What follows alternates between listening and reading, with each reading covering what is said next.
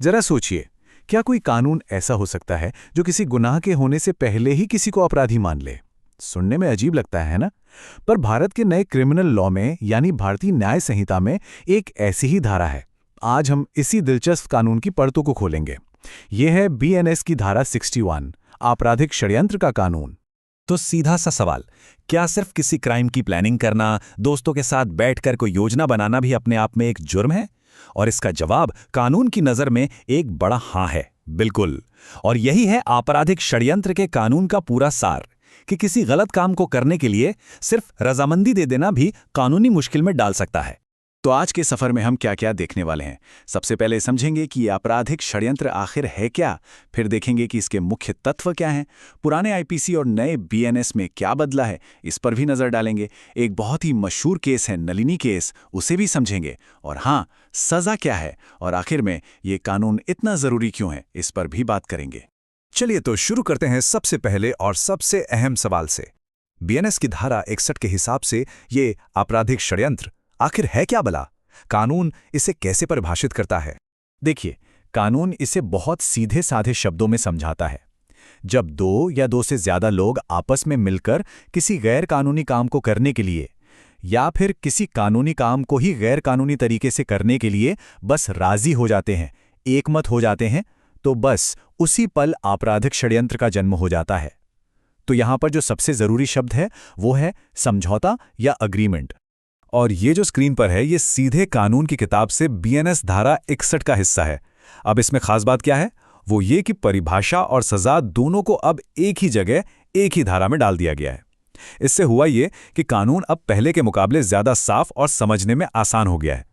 अच्छा, तो किसी भी मामले को आपराधिक षड्यंत्र साबित करने के लिए अदालत को 3 चीजें देखनी होती हैं। ये 3 इसके इंग्रेडिएंट्स हैं, समझ लीजिए। पहला, कम से कम 2 लोग होने चाहिए, अकेला इंसान खुद से साजिश नहीं कर सकता। दूसरा, उन लोगों के बीच एक अग्रीमेंट यानी समझौता होना चाहिए। और तीसरा, उस समझौते का मकसद या तो कोई गैर कानूनी काम करना हो या किसी कानूनी काम को गलत तरीके से करना हो। जब ये तीनों चीजें मिलती हैं, तब जाकर ये अपराध पूरा होता है। लेकिन यहां एक पेंच है, एक बहुत जरूरी बात, जिसे प्रोवाइजो कहते हैं। देखिए, अगर साजिश किसी बहुत संगीन जुर्म की है तो सिर्फ प्लान बना लेना ही काफी है, वही अपराध है। लेकिन अगर मामला उतना गंभीर नहीं है तो सिर्फ समझौता या प्लानिंग काफी नहीं होगी। कानून कहता है कि साजिश करने वालों में से कम किसी एक को उस प्लान को आगे बढ़ाने के लिए कोई कदम उठाना होगा, कोई एक्शन लेना होगा। जैसे चोरी की साजिश की और फिर कोई जाकर ताला तोड़ने का औजार खरीद लाया। इसी छोटे से कदम को कानून की भाषा में ओवर्ट एक्ट कहते हैं। तो अब सवाल उठता है कि पुराने कानून यानी आईपीसी और नए कानून बीएनएस में इस सेक्शन को लेकर क्या बदला है? चलिए एक नज़र इस पर भी डालते हैं। तो देखिए, सबसे बड़ा बदलाव तो है सिंप्लीफिकेशन यानी सरलीकरण। पहले आईपीसी में परिभाषा के लिए अलग सेक्शन 120A था और सजा के लिए 120B। अब बीएनएस में जैसा हमने देखा, सब कुछ एक ही जगह धारा 61 में है। लेकिन इससे भी ज्यादा महत्वपूर्ण एक और बदलाव है, सामान्य उद्देश्य या कॉमन ऑब्जेक्ट शब्द का जुड़ना। इसका मतलब यह है कि अब प्रोसिक्यूशन को यह साबित करना होगा कि साजिश में जितने भी लोग शामिल थे, सबका मकसद एक ही था, सबका ऑब्जेक्टिव कॉमन था। ये एक बहुत बड़ा कदम है ताकि कानून का गलत इस्तेमाल ना हो। अब थ्योरी से हटकर एक असल केस पर आते हैं।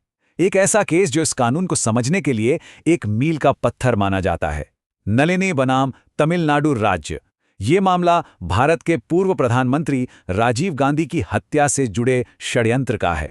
इस केस में सुप्रीम कोर्ट ने एक बहुत ही पावरफुल बात कही। कोर्ट ने कहा कि यह जरूरी नहीं है कि षड्यंत्र के हर सदस्य को प्लान की सारी जानकारी हो। साजिश में सिर्फ शामिल हो जाना ही जिम्मेदारी तय करने के लिए काफी है। मतलब, अगर कोई किसी क्रिमिनल प्लान का हिस्सा है तो वो ये कहकर नहीं बच सकता कि अरे मुझे तो पूरी बात पता ही नहीं थी। अगर आप उस चेन की एक कड़ी हैं तो आप जिम्मेदार हैं। ये सिद्धांत खास तौर पर ऑर्गेनाइज्ड क्राइम से निपटने में बहुत काम आता है। ठीक है, तो हमने अपराध समझ लिया, केस देख लिया। अब बात करते हैं सजा की। अगर कोई आपराधिक षड्यंत्र का दोषी पाया जाता है तो उसे क्या सजा हो सकती है? आइए बीएनएस धारा 61 के इस पहलू को भी समझते हैं। इसे समझने का सबसे आसान तरीका यह है कि सजा इस बात पर निर्भर करती है कि साजिश किस लेवल के अपराध की थी। अगर साजिश किसी बड़े और गंभीर अपराध की है, मतलब ऐसा अपराध जिसकी सजा मौत, उम्र कैद या 2 साल से ज्यादा की जेल है, तो साजिश करने वाले को भी वही सजा मिलेगी जो उस अपराध के लिए उकसाने यानी अबेटमेंट के लिए मिलती है। और ऐसे मामलों में जमानत मिलना भी मुश्किल होता है। लेकिन अगर मामला कम गंभीर है तो सजा 6 महीने तक की जेल या जुर्माना या दोनों हो सकती है और जमानत भी अक्सर मिल जाती है। अब हम इस चर्चा के आखिर में आते हैं और एक बुनियादी सवाल पर कि आखिर इस कानून की जरूरत ही क्यों है। किसी काम के होने से पहले सिर्फ उसकी प्लानिंग को ही जुर्म क्यों माना जाए? इसका मकसद क्या है? असल में इसके पीछे 3 बहुत बड़े और ठोस कारण हैं।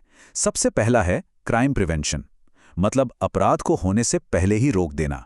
ये कानून पुलिस को इजाजत देता है कि वो प्लानिंग स्टेज पर ही एक्शन ले लें, इससे पहले कि कोई बड़ा नुकसान हो। दूसरा, ये ऑर्गेनाइज क्राइम से लड़ने का एक बहुत बड़ा हथियार है। जो मास्टरमाइंड्स होते हैं ना, जो खुद कभी हाथ गंदे नहीं करते, बस दूर बैठकर साजिश रचते हैं, उन्हें पकड़ने के लिए ये कानून जरूरी है। और तीसरा, ये जवाबदेही तय करता है। ये सुनिश्चित करता है कि प्लान में शामिल हर एक व्यक्ति जिम्मेदार ठहराया जाए, सिर्फ वो नहीं जिसने आखिरी गोली चलाई। और यहीं आके हम एक बहुत बड़े सवाल पर रुकते हैं। एक तरफ है अपराध को रोकने की जरूरत और दूसरी तरफ है किसी भी व्यक्ति की निजी स्वतंत्रता। इन दोनों के बीच एक सही संतुलन कैसे बनाया जाए? आपराधिक षड्यंत्र का कानून असल में इसी मुश्किल संतुलन को साधने की एक कोशिश है। और ये एक ऐसा सवाल है जो हमें कानून और आज़ादी के रिश्ते के बारे में सोचने पर मजबूर करता है।